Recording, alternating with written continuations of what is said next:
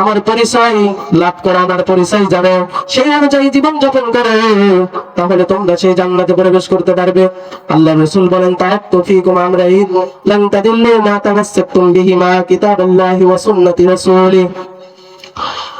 মুমিন বান্দা বান্দি কখনোই পথভ্রষ্ট হবে না, তারা আমি আল্লাহর হুকুম এবং আমি রাসূলের সুন্নাহ যদি আঁকড়ে ধরে। আমরা কিয়ামতের পূর্ব মুহূর্তে, আমরা কিয়ামতের খুব নিকটবর্তী এসে পৌঁছে গেছি। এই মুহূর্তে চারিদিকে ফিতনা ফাসাদ, তাম বিশ্বের মধ্যে আজকে ফিতনা ফাসাদ ছড়িয়ে গেছে। আল্লাহ রাসূল বলেন, আমার নামের নাম হবে তার মুহাম্মদ, ইমাম মাহদী। তিনি কিয়ামতের আগ মুহূর্তে পৃথিবীতে আসবেন। ইমাম মাহদীর সৈনিক তাই হবেন যারা আমার সুন্নাহকে পদে পদে অনুকরণ করবে। রমজান আমাদের মাঝে আসছিল আমাদেরকে তাকওয়া শিক্ষা দেওয়ার জন্য। তাকওয়া যদি আমরা হাসিল করতে পারি, তাকওয়া কি? আপনি বলবেন তাকওয়া কি? তাকওয়া হচ্ছে আল্লাহর ভয়। মানুষ 1 মাস আল্লাহ তাআলার ইবাদত বন্দেগী করবে, সেই অনুযায়ী 11টি মাস জীবন যাপন করবে। 11টি মাস প্র্যাকটিক্যাল ভাবে, 1 মাস তারা প্র্যাকটিক্যাল ভাবে শিখেছে, নামাজ পড়েছে, আমাকে রাজি খুশি করার জন্য রোজা রেখেছে, তারাবির নামাজ পড়েছে, আমাকে খুশি করার জন্য তার সকালে ভোরে উঠে সেহরি খেয়েছে, তাহাজ্জুদের নামাজ পড়েছে। এইভাবে তারা 11টি মাস কাটিয়ে দেবে। আমি ইমানদার, আমার দায়িত্ব, আমাকে আল্লাহ তাআলা প্র্যাকটিক্যাল ইবাদতের মধ্যে 1 মাস রাখছেন। আল্লাহ তাআলা বলেন, কুতিবা আলাইকুমুস সিয়াম কামা কুতিবা আলাল্লাযিনা মিন ক্বাবলিকুম লাআল্লাকুম তাত্তাকুন।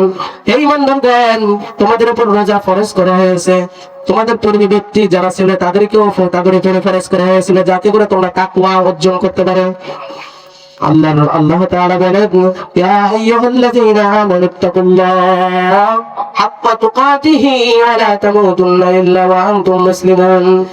এই ইমানদারগণ, তোমরা আল্লাহকে ভয় করো, ভয় করার মতো ভয় করো, আল্লাহ তাআলাকে ভয় করার মতো ভয় করো। মুফাসসির সম্রাট হযরত আব্দুল্লাহ ইবনে আব্বাস রাদিয়াল্লাহু তাআলা আনহু, হযরত আব্দুল্লাহ ইবনে আব্বাস রাদিয়াল্লাহু তাআলা আনহু নবীজির চাচাতো ভাই ছিলেন। আল্লাহ রাসূল তার জন্য দোয়া করেছেন, আল্লাহুম্মা আল্লিমহু ফিদ্দিন ওয়া আল্লিমহু তা'বীরুল কুরআন। হে আল্লাহ, আমার এই চাচাতো ভাইকে তুমি কোরআনের সর্বোচ্চ ইলম, সর্বোচ্চ জ্ঞান থেকে তুমি দান করো। আল্লাহ রাসূল সাল্লাল্লাহু আলাইহি ওয়াসাল্লামের দোয়ার বরকতে হযরত আব্দুল্লাহ ইবনে আব্বাস রাদিয়াল্লাহু তাআলা আনহু পৃথিবীর মধ্যে সর্বশ্রেষ্ঠ মুফাসসির হয়েছেন। সকলে বলি আলহামদুলিল্লাহ। এই আব্দুল্লাহ ইবনে আব্বাস রাদিয়াল্লাহু তাআলা আনহু এত বড় সাহাবা, এত বড় মাপের সাহাবা, রাসূল কারীম সাল্লাল্লাহু আলাইহি ওয়াসাল্লাম তার পবিত্র জবানে যার জন্য দোয়া করেছেন, পৃথিবীর মধ্যে সর্বশ্রেষ্ঠ কোরআনের ইলম যার ছিল, তিনি বলেন, ইয়া আইয়ুহাল্লাযীনা আমানুত্তাকুল্লাহ। হে ঈমানদারগণ, তোমরা আল্লাহ তাআলাকে ভয় করো, হাক্কা তুকাতিহি, ভয় করার মতো ভয় করো। এর অর্থ তিনি বলেছেন, তাফসীর ইবনে আব্বাস রাদিয়াল্লাহু তাআলা আনহুর ভিতরে তিনি বলেন, হাক্কা তুকাতিহি মানে ঈমানদার তার সর্বশক্তি ব্যয় করে সে দ্বীনের পথে লড়বে, দ্বীনের পথে চলবে, দ্বীনের পথে জীবন যাপন করবে, হালাল খাবে, বেপরদা চলবে না। দ্বীনের পথে যখন জিহাদের ডাক আসবে, তখন সে জিহাদের ময়দানে চলে যাবে। আব্দুল্লাহ ইবনে আব্বাস রাদিয়াল্লাহু তাআলা আনহু বলেন যে আয়াতের এক করে হাক্কা তুকাতিহি, এর অর্থ হচ্ছে যে তোমরা খাঁটি তাকওয়া অবলম্বন করো, আল্লাহ তাআলাকে ভয় করার মতো ভয় করো, ওয়ালা তামুতুন্না ইল্লা ওয়া আনতুম মুসলিমুন, এবং মুসলমান না হয়ে তোমরা মৃত্যুবরণ করো না। এজন্য তাকওয়ার প্রথম স্তর হচ্ছে শিরক থেকে বেঁচে থাকা। শিরক মানে কি? শিরক মানে শিরকে আকবার, শিরকে আসগার আছে। শিরকে আকবার যেমন মূর্তি পূজা করা, শিরকে আসগার ছোট ছোট শিরক করে থাকি আমরা সাধারণত। যেমন নৌকায় হঠাৎ করে নদীতে আমি নৌকায় চলতেছি, নদীতে উত্তাল তরঙ্গমালা ঢেউ উঠছে, হঠাৎ করে জয় উঠে গেছে, নদীর মধ্যে ঢেউ, আমি আল্লাহ বিল্লাহ শুরু করে দিচ্ছি। নদী পার হয়ে যখন ওখানে চলে গেলাম, তখন আমি বললাম, মাঝি ভাই তুমি খুব দারুণ মাঝি, আজকে নৌকাকে সুন্দরভাবে কন্ট্রোল করে তুমি নিয়ে আসছো। এটা হলো শিরকে আসগার, আল্লাহর সাথে শরীক করা, মূর্তি পূজা করা আল্লাহর সাথে বেশি। শিরকে আকবার, আল্লাহর সাথে বড় শিরক। এজন্য আল্লাহ তাআলা বলেন, ইন্নাল্লাহা লা ইয়াগফিরু আন ইউশরাকা বিহি ওয়া ইয়াগফিরু মা দুনা যালিক। কোন ব্যক্তি যদি শিরিক থেকে বেঁচে থাকে তাহলে আমি তাকে মাফ করে দেব।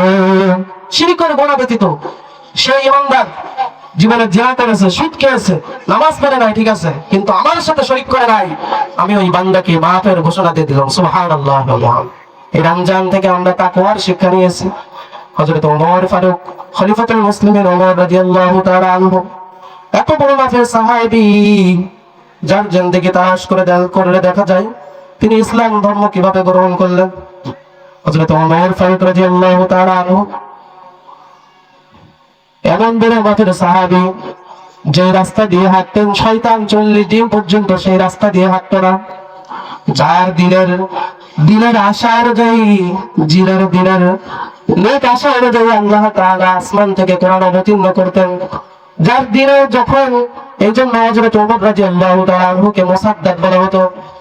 আল্লাহ রাসূল সাল্লাল্লাহু আলাইহি ওয়াসাল্লাম বলেন, আদম আলাইহিস সালাম থেকে আমি মুহাম্মদুর রাসূলুল্লাহ সাল্লাল্লাহু আলাইহি ওয়াসাল্লাম পর্যন্ত যত পয়গম্বর দুনিয়ার মধ্যে এসেছে সকলের একটা করে মুসাদ্দাদ সাহাবী ছিল।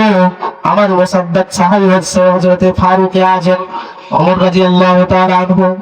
আমার পরে যদি কেউ নবী হতেন তাহলে ওমরই নবী হতেন। লা নবিয়্যা বাদি, আমার পরে কোন নবী নাই, কিন্তু যদি নবী হতো তাহলে ওমরই একমাত্র নবী হতো। সময় তো হাজির।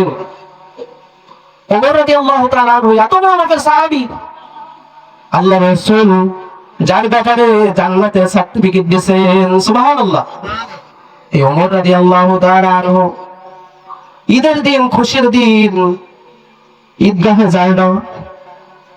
হযরত আবু হুরায়রা রাদিয়াল্লাহু তাআলা আনহু, যিনি সিয়াসিত্তা সহ হাদিসের বড় গ্রন্থ কিতাব সমূহে যার সবথেকে বেশি হাদিস বর্ণনা করেছেন, হযরত আবু হুরায়রা রাদিয়াল্লাহু তাআলা আনহু, সপ্তম হিজরিতে ইসলাম গ্রহণ করেছেন।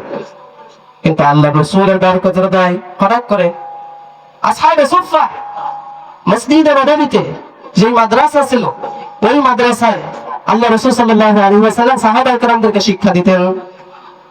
সাহাবায়ে কেরাম রাদিয়াল্লাহু তাআলা আনহুম আজমাইনদের মধ্যে কিছু সাহাবা এমন ছিল যাদের বাড়ি ছিল না, ঘর ছিল না, তারা আসহাবে সুফফায় থাকতেন। আল্লাহ রাসূলের কাছে এলেম শিক্ষা করতেন, কোরআন হাদিসের জ্ঞান শিক্ষা করতেন। এর মধ্যে একজন ছিল হযরত আবু হুরায়রা রাদিয়াল্লাহু তাআলা আনহু। সর্বক্ষণ আল্লাহ রাসূলের দরবারে পড়ে থাকতেন। আল্লাহ রাসূলের কাছে সেখানে জানালেন, অভিযোগ জানালেন, ইয়া রাসূলুল্লাহ, ইয়া হাবিবাল্লাহ, আমি এত কিছু শুনি আপনার কাছ থেকে কিন্তু মনে রাখতে পারি না, ভুলে যাওয়া বয়স আমাকে ধরেছে, গ্রেফতার করে রাখছে। ইয়া রাসূলুল্লাহ, আমি এখন কি করতে পারি? সম্মানিত হাজিরিন, রাসূল করিম সাল্লাল্লাহু আলাইহি ওয়াসাল্লাম বললেন, ইয়া আবু হুরায়রা রাদিয়াল্লাহু তাআলা আনহু, তুমি চাদর বিছাও, চাদর। আল্লাহ রাসূল সাল্লাল্লাহু আলাইহি ওয়াসাল্লামের অনুমতিতে আবু হুরায়রা রাদিয়াল্লাহু তাআলা আনহু চাদর বিছালেন। আল্লাহ রাসূল সাল্লাল্লাহু আলাইহি ওয়াসাল্লাম দোয়া করে দিলেন, আবু হুরায়রার জন্য চাদর মুড়ি দিলেন। পরের দিন থেকে আবু হুরায়রা রাদিয়াল্লাহু তাআলা আনহুর জেহেন খুলে গেল, স্মৃতি শক্তি, মেধা শক্তি বেড়ে গেল। এত পরিমাণ হাদিস তিনি মনে রাখতে পারতেন, অন্য কোন সাহাবী এমন মনে রাখতে পারতেন না। সুবহানাল্লাহ। আল্লাহ রাসূলের জবানে বরকত ছিল, আল্লাহ রাসূলের মুআজিজা। আল্লাহ তাআলা এমন ভাবে নবীদের মুআজিজা দিয়ে থাকেন, রাসূল করিম সাল্লাল্লাহু আলাইহি ওয়াসাল্লামের মুআজিজা ছিল। এজন্য রাসূল করিম সাল্লাল্লাহু আলাইহি ওয়াসাল্লাম জবান দিয়ে শুরু বলেছেন, হে আবু বকর, তুমি জান্নাতি, হে ওমর তুমি জান্নাতি। যে কথা বলতেছিলাম ওমর ফারুক রাদিয়াল্লাহু তাআলা আনহু, এত বড় সাহাবী, ঈদের দিন চলে আসছে, খুশির দিন।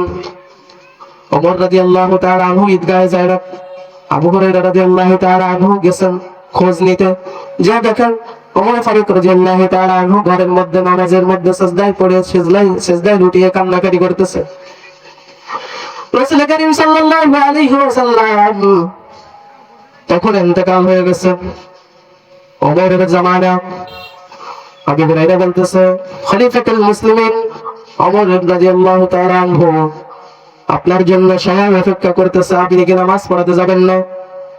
ওমর রাদিয়াল্লাহু তাআলা আনহু বলতেছেন, দীর্ঘ একটি মাস সিয়াম সাধনা পালন করলাম, আমি তো জানি না এখন পর্যন্ত আমার গোনা মাফ হয়েছে কিনা। আল্লাহ রাসূল বলেছেন, যে ব্যক্তি রমজান পেলে কিন্তু তার গুনাহকে মাফ করে নিতে পারলো না, তার মতো হাতে টাকা আসমানের নিচে জমিনের উপরে আর একটা নাই।